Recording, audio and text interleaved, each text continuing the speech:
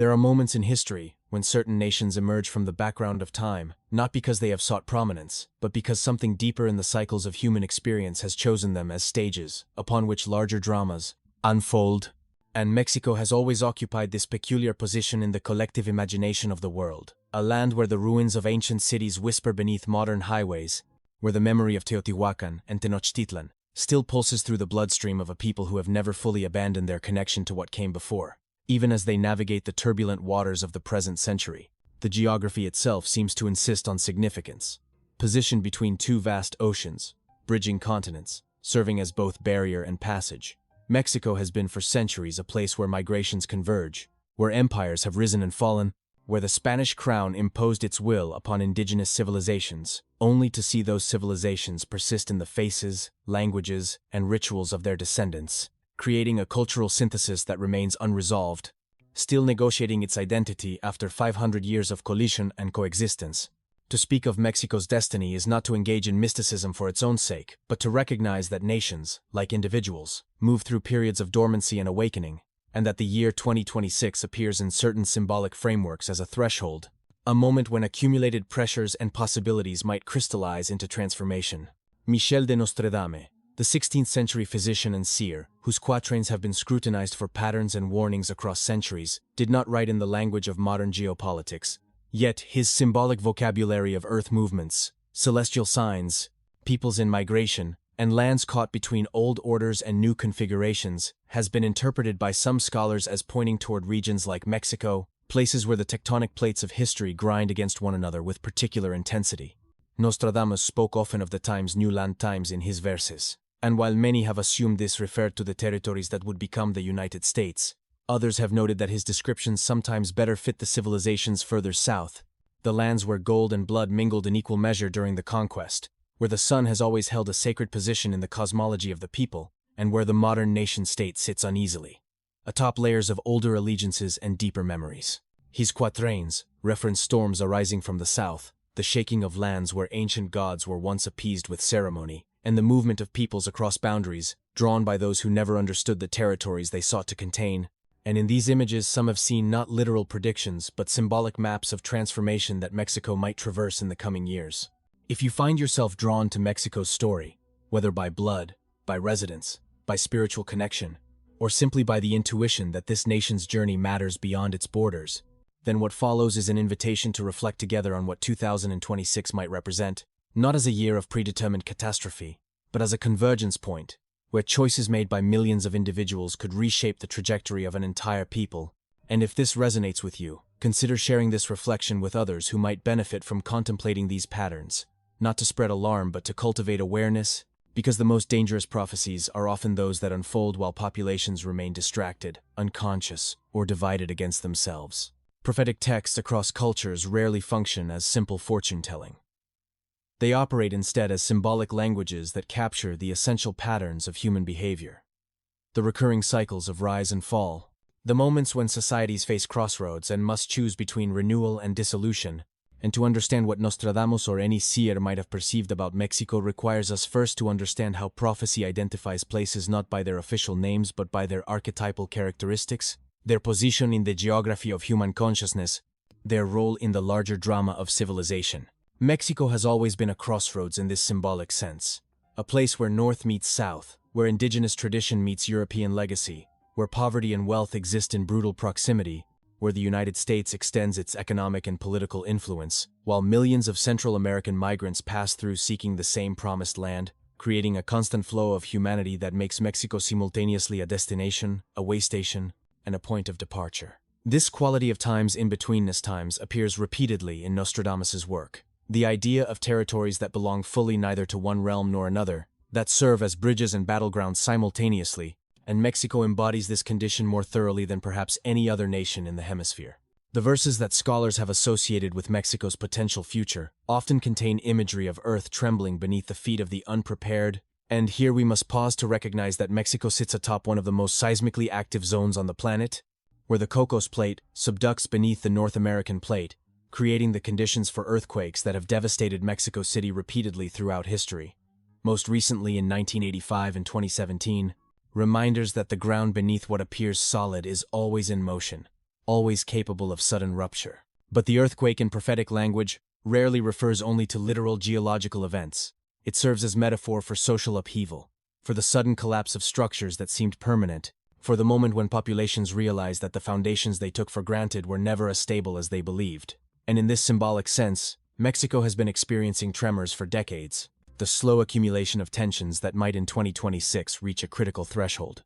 The nation's relationship with its northern neighbor has always been fraught with complexity, defined by a border that represents one of the starkest economic divides on Earth, where first world and developing world conditions exist within walking distance of one another, and the policies emanating from Washington have increasingly treated this border not as a meeting point between allied nations but as a barrier to be militarized, a wall to be extended, a zone of enforcement rather than exchange, creating resentment and tension that Nostradamus might have perceived in his visions of divided peoples and contested boundaries. The United States depends fundamentally on Mexican labor, Mexican resources, Mexican cooperation in managing migration from further south, yet this dependence is rarely acknowledged with gratitude or partnership, but instead often expressed through demands, threats, and unilateral impositions that treat Mexico as a subordinate rather than a sovereign nation. And this dynamic has been building towards some form of reckoning for years, a moment when Mexico might be forced to assert its own interests more forcefully or face continued erosion of its autonomy and dignity.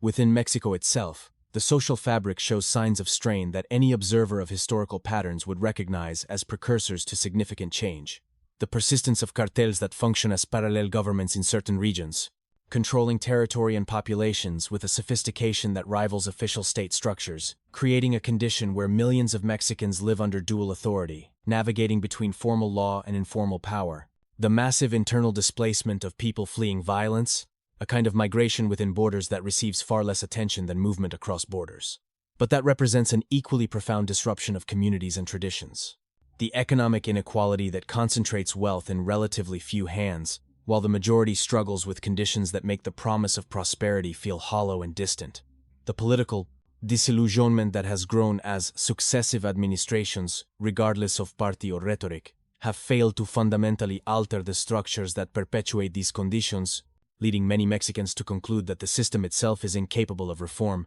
and that something more radical must eventually emerge. These are not abstract sociological observations but the lived reality of tens of millions of people. And when prophetic texts speak of peoples losing faith in their shepherds, of the young abandoning the lands of their fathers, of violence becoming so normalized that it loses its power to shock,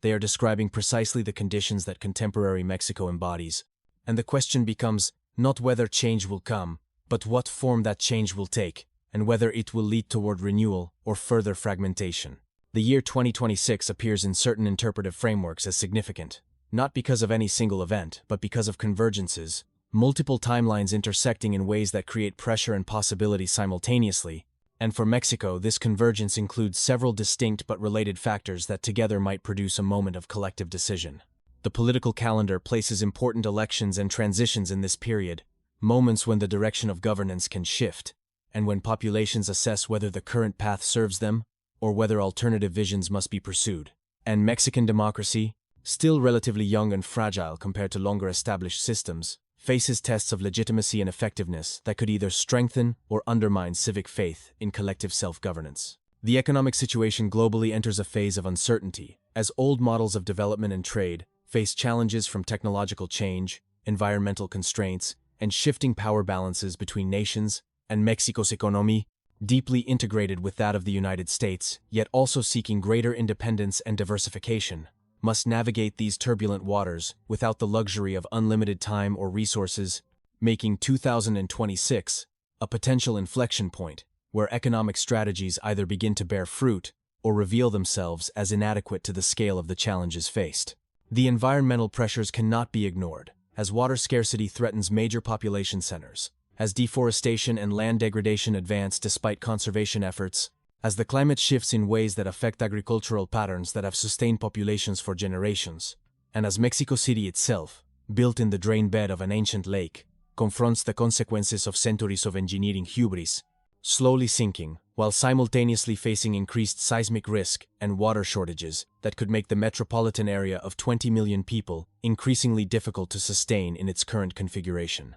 These material pressures create the conditions that prophetic visions often describe in symbolic language, the sense of foundations giving way, of populations being tested by circumstances that demand either transformation or exodus, and the choice that Mexico faces is not simply between prosperity and poverty, but between cohesion and fragmentation, between finding ways to hold together as a nation or watching as regions, communities, and social classes drift further into separate realities that eventually become irreconcilable. The human dimension of these abstract patterns manifests in the daily lives of families who must decide whether to stay in places their ancestors have inhabited for centuries or to join the northward flow of migrants seeking security and opportunity elsewhere. In the choices of young people who must navigate educational systems that often fail to prepare them for the economies they will inherit, in the calculations of small business owners trying to survive between cartel demands for protection money and government demands for taxes and regulations, in the fears of parents wondering whether their children will be safe walking to school, or whether the violence that exists in other neighborhoods might eventually arrive in theirs, in the quiet resignation of elderly people who have witnessed multiple cycles of promise and disappointment, and who no longer expect significant change, but simply hope to live out their remaining years without catastrophic disruption. When Nostradamus wrote of populations caught between hammer and anvil, of peoples enduring trials that would test their capacity for endurance, of lands where the old gods seemed to watch silently as new disorders emerged, he may well have been perceiving the essential patterns that Mexico would exemplify in the 21st century, not because Mexico is unique in suffering, but because Mexico concentrates and amplifies the contradictions that many nations face, serving as a kind of laboratory or preview of challenges that will eventually arrive elsewhere in different forms. The migration crisis that dominates so much political discourse in the United States and Europe finds one of its primary origins and transit points in Mexico, where millions pass through on journeys that begin in the violence and poverty of Central America and often end in detention, deportation, or marginal existence in communities that lack the resources or will to integrate them, creating a humanitarian emergency that reveals the inadequacy of current international systems for managing population movements in an era of climate change, economic disruption, and political instability. And Mexico bears a disproportionate burden of this crisis, while receiving relatively little support or recognition for attempting to manage forces that no single nation can control alone. The symbolic language that Nostradamus employed often returned to images of solar significance, and Mexico's relationship with the sun extends far beyond the practical concerns of climate and agriculture into the realm of cultural identity and spiritual heritage, for the Aztec civilization centered its cosmology on the sun, believing that human existence depended on maintaining the sun's journey through the heavens, that sacrifice was necessary to prevent cosmic collapse. And while modern Mexico has long since abandoned literal human sacrifice, the metaphorical sacrifices continue, the sense that survival demands constant offering of energy, labor,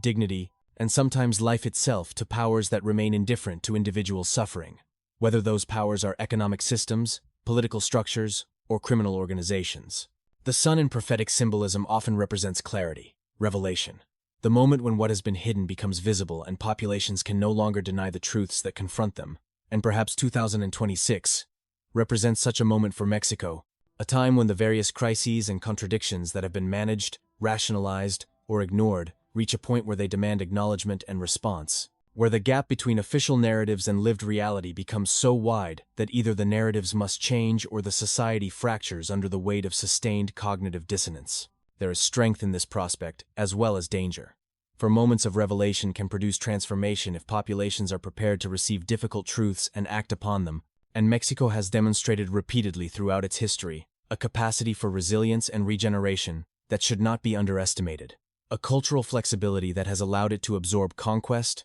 revolution, economic crisis, and natural disaster without losing its essential character, adapting rather than breaking, surviving through strategies of accommodation and resistance that the powerful often fail to understand because they mistake compliance for submission. The question of identity becomes crucial here, for prophecies about national destiny always implicitly ask who we are and who we might become. And Mexico has been engaged in this question since the moment of conquest, negotiating between indigenous and Spanish heritages, between Catholic orthodoxy and syncretized folk practices, between the desire to be modern and developed, and the pull of traditions that offer meaning and continuity in ways that modernity cannot replicate. The mestizo identity that characterizes much of Mexico represents an ongoing negotiation rather than a settled resolution, a daily navigation of multiple inheritances that sometimes complement and sometimes contradict one another, and this multiplicity could be Mexico's greatest strength in an era when singular, rigid identities increasingly prove inadequate to the complexity of global interconnection,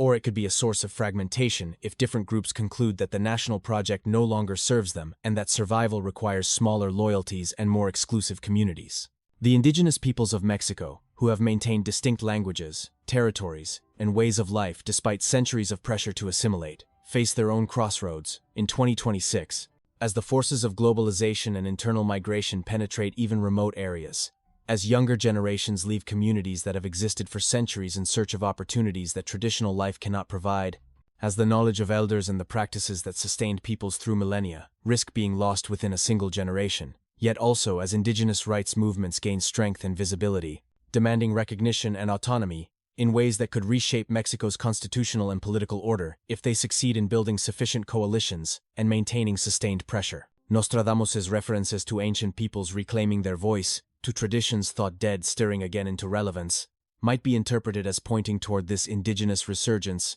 this possibility that Mexico's future involves not the complete triumph of modernity, but a creative synthesis that makes space for worldviews and practices that industrial capitalism and secular nationalism have sought to eliminate or marginalize. The relationship between Mexico and the United States deserves deeper examination, for it represents one of the primary axes along which Mexico's destiny will unfold, and the prophecies that scholars associate with Mexico often involve imagery of northern powers, of eagles and lions representing imperial ambitions, of boundaries contested and redrawn,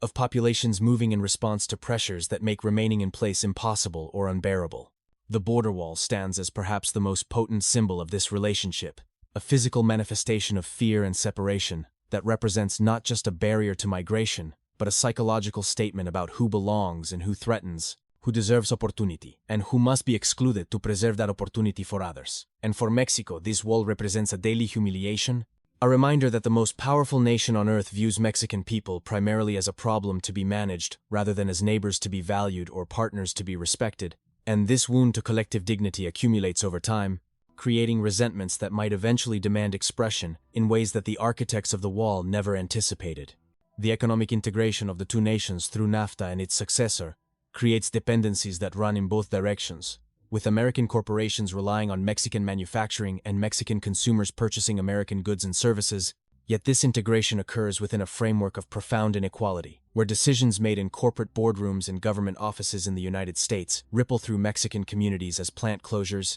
market disruptions, and policy impositions that Mexican authorities have limited power to resist or modify, creating a sovereignty that exists more in theory than in practice, a formal independence that disguises substantive subordination, and the question becomes whether Mexico can find ways to leverage its importance to the American economy into genuine partnership, or whether the relationship will continue to be characterized by extraction and domination thinly disguised as mutually beneficial trade. The vision that emerges from contemplating these patterns is not of a single dramatic event in 2026, but of a year when multiple slow-burning crises reach critical mass simultaneously, creating conditions where the status quo becomes unsustainable, and where Mexico faces choices that have been deferred for decades, choices about what kind of nation it wants to be, what relationship it wants with its northern neighbor, how it will address the violence and corruption that have corroded trust in institutions, whether it can create economic opportunities sufficient to retain its young people and give them reason to invest in building futures within Mexico rather than seeking them elsewhere,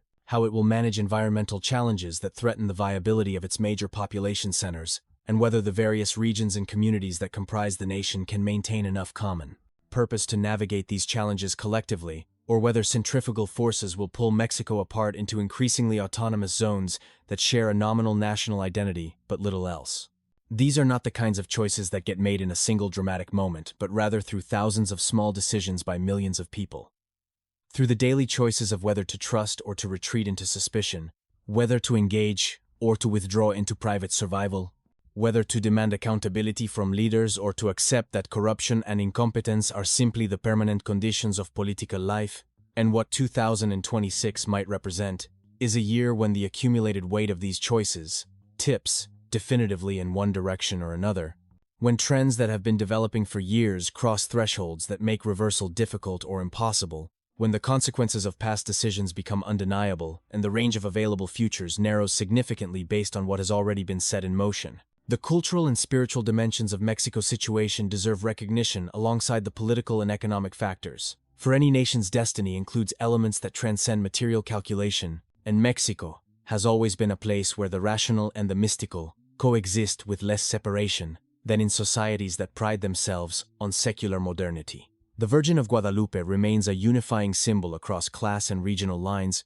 a figure of profound emotional and spiritual significance, whose appearance to an indigenous peasant in the 16th century created a bridge between Catholicism and indigenous spirituality that continues to shape Mexican religious life. And the devotion to the Virgin represents a reservoir of collective meaning and identity that could be drawn upon during times of crisis or transformation, a source of cohesion when other bonds weaken or break. The Day of the Dead traditions, the reverence for ancestors, and the incorporation of death into life, rather than its denial or sanitization, gives Mexican culture a philosophical depth that could serve the nation well in confronting difficult truths about its present condition and uncertain future. For a people that honors death and treats it as part of the natural cycle rather than as an absolute termination, might be better equipped to face national death and rebirth, to allow old forms to pass away, while trusting that new forms will emerge from what has ended. The role of popular culture, particularly music and muralism, in articulating social critique and collective aspiration, gives Mexico vehicles for processing and expressing the tensions that statistics and policy papers cannot capture,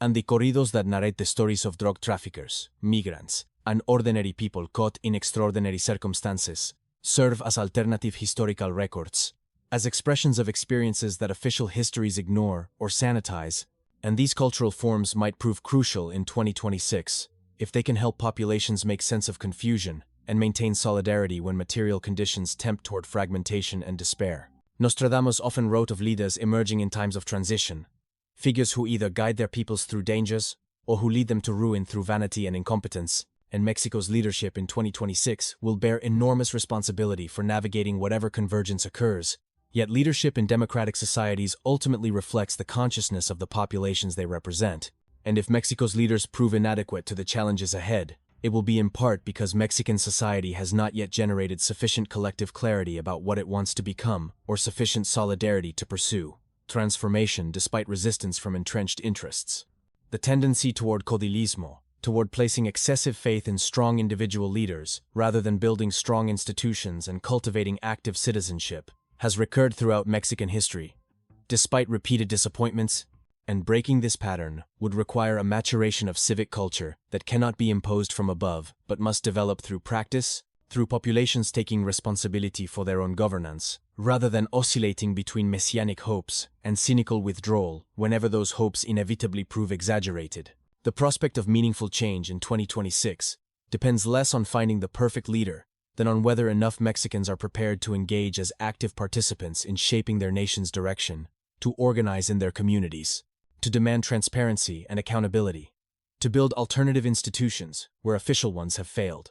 to maintain pressure for reform even when progress seems glacial, and to resist the temptation toward violence or despair when obstacles appear insurmountable. And this kind of sustained civic engagement requires resources of patience, courage, and hope that are difficult to maintain when daily life presents immediate crises that demand all available energy and attention. The interpretation of prophecy always involves the danger of self-fulfilling dynamics, where the prediction influences behavior in ways that bring about the anticipated outcome. Yet this danger contains within it a possibility, for if populations become aware of potential futures, they might mobilize to prevent negative outcomes, or to realize positive possibilities that would not manifest without conscious effort. And perhaps this is the true function of prophecy, not to reveal a fixed future but to alert populations to trajectories and choice points, to patterns that tend toward certain outcomes unless interrupted by awareness and action. And in this sense, the warnings associated with Mexico in 2026 serve not as doom to be passively accepted, but as invitations to conscious participation in shaping destiny, to recognition that the future remains plural, even when certain paths seem more probable than others, based on current trajectories. Mexico is not doomed by geography, history, or cosmic decree to a particular fate. Rather, Mexico stands at a crossroads where the decisions and actions of its people will determine which of several possible futures becomes actual, and the year 2026 might be remembered not for any single catastrophic event, but as the year when Mexico either found the clarity and courage to choose a different path, or when it definitively confirmed a trajectory toward outcomes that many had feared but hoped might be avoided through 11th hour recognition and response. The symbolic resonance of crossroads appears repeatedly in both Nostradamus's work and in Mexican cultural traditions. The idea that certain times and places concentrate choice and consequence, that not all moments are equal in their significance, that there are thresholds in collective life, just as in individual life, when what seems solid becomes fluid and when intervention can redirect flows that at other times appear fixed and inevitable. The diaspora must also be considered. The millions of Mexican origin people living primarily in the United States, but also in communities around the world. For they remain connected to Mexico through family, culture, remittances, and identity, even when they never return to live there permanently. And their fate is intertwined with Mexico's future in complex ways that prophecies about national destiny must account for, as these populations carry Mexico within them, while also being shaped by the societies they inhabit,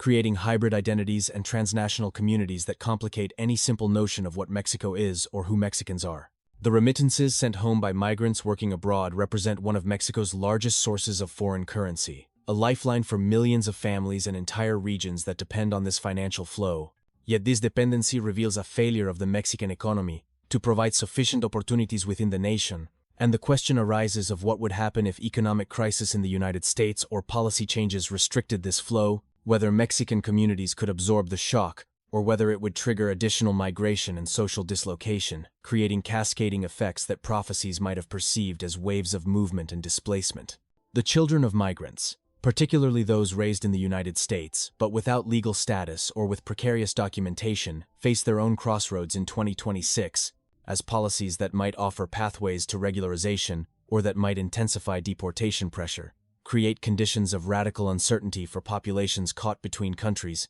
belonging fully to neither, and the human cost of this in-between existence rarely appears in political debates, but represents a profound collective trauma that will shape Mexico's future. Whether these young people eventually return or remain abroad, for the separation and uncertainty leave marks that influence how populations understand belonging, loyalty, obligation, and home. To speak of preparation in the face of these prophecies and patterns is not to encourage stockpiling supplies or retreating into survivalist isolation, but rather to suggest a psychological and spiritual readiness for transformation, a cultivation of resilience that allows communities and individuals to maintain coherence and purpose when external structures become unreliable. And this preparation might involve strengthening local relationships and mutual aid networks, preserving and transmitting cultural knowledge that provides meaning beyond material conditions, developing critical consciousness that can distinguish between propaganda and reality, maintaining physical and mental health as foundations for effective response to whatever challenges emerge, and nurturing the qualities of courage, compassion,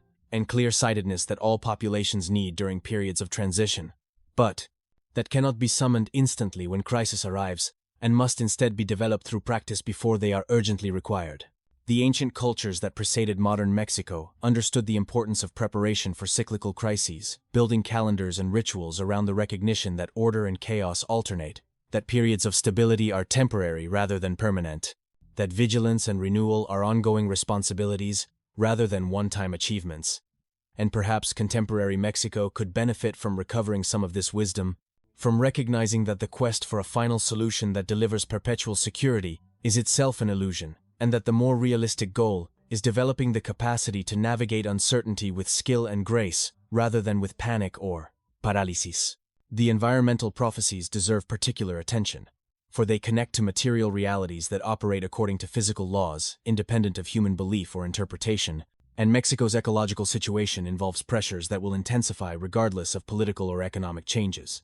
requiring responses that current systems seem ill-equipped to provide. And the question becomes whether 2026 represents a moment when environmental constraints become undeniable, even to those who have profited from ignoring them, when water shortages in major cities force recognition that certain patterns of settlement and consumption cannot continue, when agricultural failures due to climate shifts create food security concerns that can no longer be managed through imports and price controls, when the accumulated damage to ecosystems reaches tipping points beyond which restoration becomes effectively impossible, and adaptation to degraded conditions becomes the only option. Nostradamus wrote often of earth and water in turmoil, of skies that brought neither rain nor relief, of harvests that failed and populations that moved in search of sustenance. And while these images could apply to many times and places throughout history, they have particular resonance for Mexico in 2026, given the convergence of climate change impacts, with a development model that has prioritized short-term growth over long-term sustainability, that has treated natural resources as infinite rather than finite, and that has failed to invest adequately in the infrastructure and planning necessary to make major population centers viable in an era of increasing environmental stress, creating vulnerabilities that prophetic insight might have perceived as certainties awaiting only the proper moment to manifest as crisis. The youth of Mexico carry within them the nation's future in the most literal sense, and their perspective on 2026 will differ significantly from that of older generations who have lived through previous cycles of hope and disappointment, previous promises of transformation that proved hollow. For the young inherit not just the material conditions created by past choices, but also the psychological legacy of betrayed expectations, and many young Mexicans face 2026 with a mixture of determination and cynicism, wanting to believe that change is possible, but having little evidence that the systems they inhabit are capable of meaningful reform, and this tension between hope and disillusionment could tip either toward energized engagement or toward apathetic withdrawal, depending on whether 2026 brings genuine openings for participation and transformation or merely repeats familiar patterns of elite promises followed by business as usual. The digital connectivity that characterizes this generation creates possibilities for organization and mobilization that previous generations lacked, yet also creates vulnerabilities to manipulation, surveillance, and information warfare that can undermine collective action before it achieves sufficient coherence to threaten established powers, and the battle for the future might be fought as much in the realm of narrative and meaning-making as in the streets or voting booths, with competing stories about who Mexicans are and what Mexico can become, shaping the choices that populations make about where to invest their energy and allegiance. The prophecies that point toward 2026 as a significant year might be understood as indicating a moment when the generation that will inherit Mexico's 22nd century begins to assert itself with sufficient force to profit and sue, redirect national trajectories, when demographic shifts translate into political and cultural power, when the accumulated frustration of young people who have been told to wait for opportunities that never arrive finds expression in movements and demands that can no longer be ignored or co-opted by established parties and institutions. The spiritual dimension of prophecy involves recognizing that beyond material causes and political dynamics, there exists a realm of meaning, symbol, and collective consciousness that influences events in ways that purely rational analysis cannot fully account for, and Mexico has always been a place where this dimension remains accessible, where the boundary between material and spiritual is thinner than in societies that have thoroughly secularized their worldviews, where dreams and visions retain significance, where synchronicity and symbolism are noticed and pondered, rather than dismissed as coincidence or superstition, and this openness might allow Mexico to perceive and respond to the deeper patterns that prophetic warnings attempt to convey more readily than populations that trust only in quantifiable data and instrumental rationality. The prophecies associated with 2026 might be understood as operating simultaneously on multiple levels, describing literal events that could occur, symbolic patterns that reveal underlying dynamics, and spiritual tests that ask whether Mexico can access the wisdom and unity necessary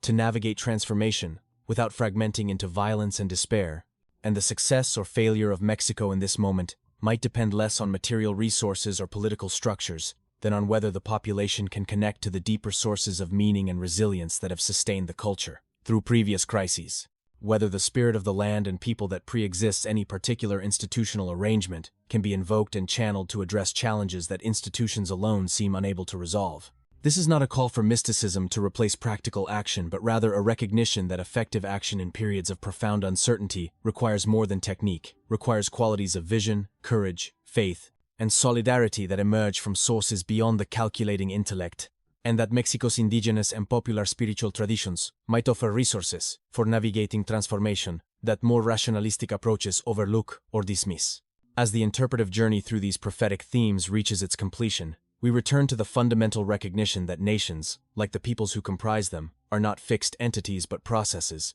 continuous becomings rather than stable beings. And Mexico has always embodied this processual quality more visibly than many nations, has always been in the middle of becoming something that it has never been able to definitively name or achieve, and perhaps this perpetual incompleteness is not a failure but a form of vitality, a refusal of the death that comes with absolute definition and the closure of possibility. The year 2026 represents not an ending, but an intensification of processes long underway, a moment when questions that have been asked for generations might demand more urgent and definitive responses, when the luxury of deferral and gradualism might no longer be available, when Mexico must either discover or create the collective will to transform itself, or accept a future of managed decline and increasing irrelevance on the world stage, becoming a place that others act upon, rather than a place that shapes its own destiny and contributes to the larger human story with a distinctive voice and vision. The prophecies associated with Nostradamus and other seers do not rob Mexico of agency, but rather issue an invitation to consciousness,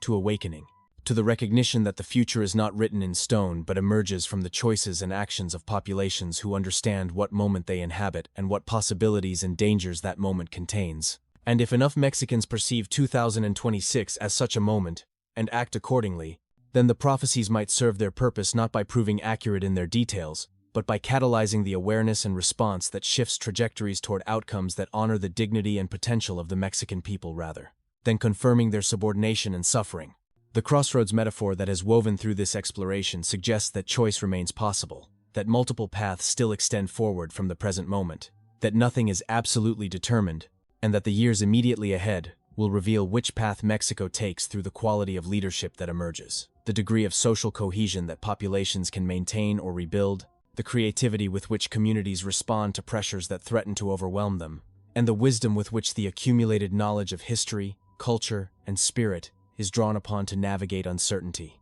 For those of you watching who feel connected to Mexico's fate, whether you live within its borders or carry it in your heart from a distance, the question becomes not what will happen in 2026, but what you will contribute to what happens. How you will participate in the collective choices that determine outcomes.